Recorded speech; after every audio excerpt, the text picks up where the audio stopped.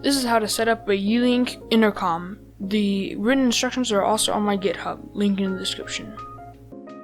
First, you want to go to the phone and go to Menu, then scroll down to Features and DSSKeys. Click on line key 1 or whatever line key you want. Set the type as key event. Set the key type as multicast paging. Then label it whatever you want. I did intercom. Then set the value as 224.5.6.20 port 10008. And this is what Yealink set to do online.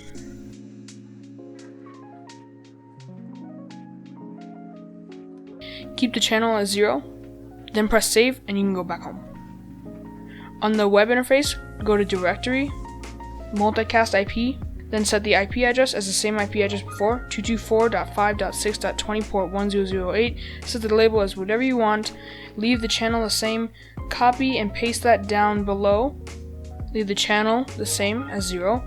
And then if you want to ignore Do Not Disturb, so if Do Not Disturb the intercom still works, you can click on 1. I believe that's priority. Press save, operation complete.